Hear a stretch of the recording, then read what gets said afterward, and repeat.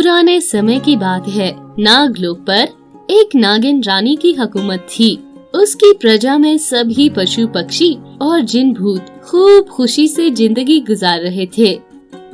अरे सुलेखा बेटी, अब मैं बूढ़ी हो रही हूँ। नागलोक की गद्दी अब तुम संभाल लो और बुढ़ापे में जरा मुझे आराम करने दो। अरे नागिन माता रानी, नहीं नहीं, अभी मुझे शादी नहीं करनी। नागलोक की गद्दी सिर्फ आप पर जचती है। मैं अभी जमीन लोग, भूत लोग और परिस्तान की सैर को जा रही हूँ। नागिन रानी जब भी अपनी बेटी सुलेखा से शादी की बात करती, वह हमेशा इसी तरह अपनी माता को टाल देती थी। और फिर सुलेखा अपनी सहेली रानी नागिन के साथ परिस्तान की सैर को चली जाती है। वहाँ एक इच्छाधारी जिन, जो कि इंसान, जिन और नागिन का रूप धार सकता था, उस इच्छाधारी जिन का नाम निखिल जिन होता है। अरे सुलेखा, बहुत दिनों बाद आई हो। मैं कितने दिनों से तुम्हारा इंतजार कर रहा था।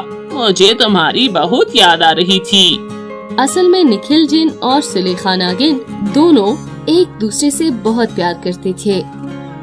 अरे हाँ यार, मेरी नागिन माँ अब मुझे कहीं जाने ही नहीं देती। वह मेरी शादी एक इच्छाधारी नाग से करवाना चाहती है। इस दफा मैं बहुत मुश्किल से तुमसे मिलने आई हूँ और मेरी माँ बहुत जल्द मेरी शादी एक इच्छाधारी नाग से करवा देगी। चलो चलो, फिर हम आज ही शादी कर लेते हैं। और फिर सुलेखा और निखिल शादी कर लेते हैं और फिर दोनों बहुत खुश होते हैं। दूसरी ओर नागलोक पर सारे नाग और नागिन बातें करने लगते हैं।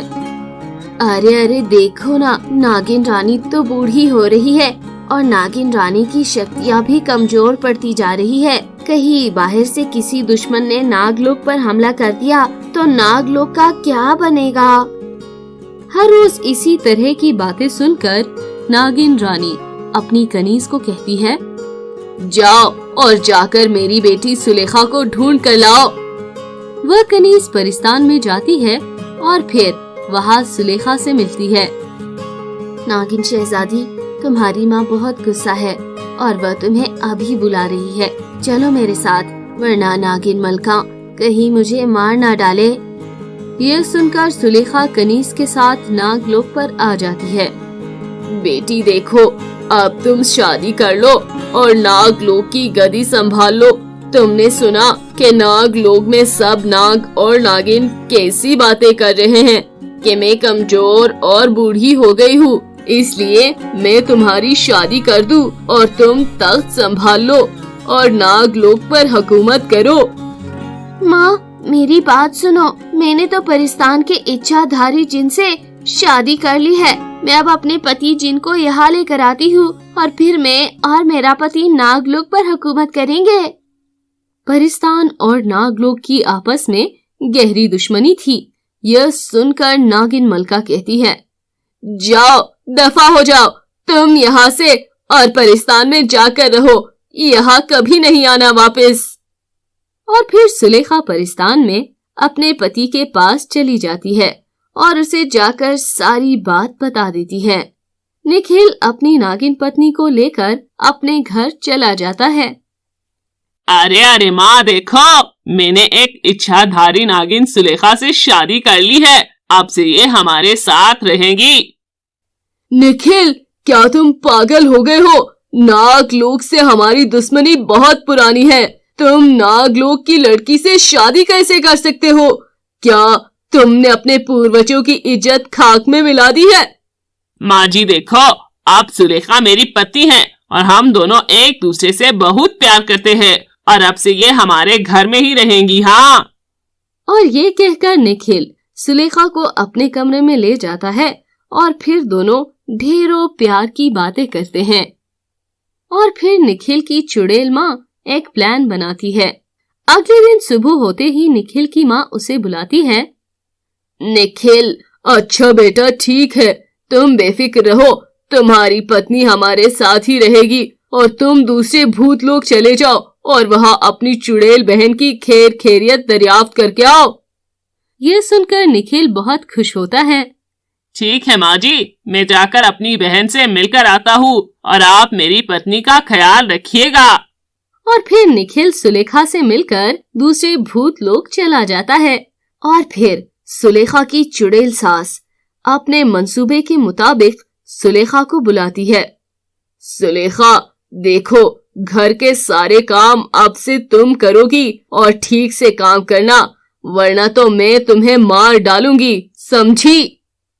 फिर सुलेखा की चुड़ैल सास सुलेखा को पीटने का कोई मौका हाथ से जाने नहीं देती। अरे सुलेखा कलमोही, ये देखो, तुमने मेरे कपड़े अच्छे से नहीं धोए।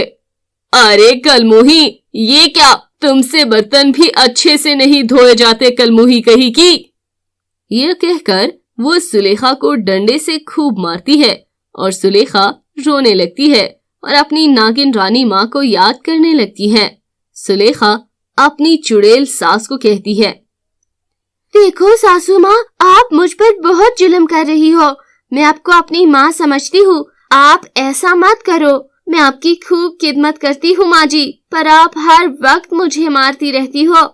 यह सुनकर चुड़ैल सास अपनी नागिन बहू को खूब मारती है और सुलेखा जोर जोर से रोने लगती है और अपनी नागिन माँ को संदेशा भेजती है, जिसे पढ़कर उसकी नागिन माँ भी उसे एक जवाबी संदेशा भेजती है।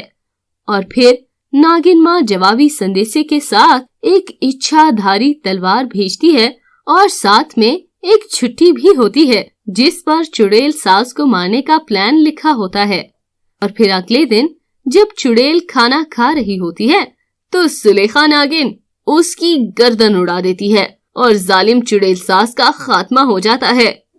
और फिर अगले दिन उसका पति घर आता है तो सुलेखा उसे सब कुछ सच सच बताती है, जिस पर उसका पति सुलेखा को कुछ नहीं कहता और सुलेखा नागिन को लेकर नागलोक पर चला जाता है, जहाँ सुलेखा और निखिल दोनों राजगद्दी संभाल लेते हैं।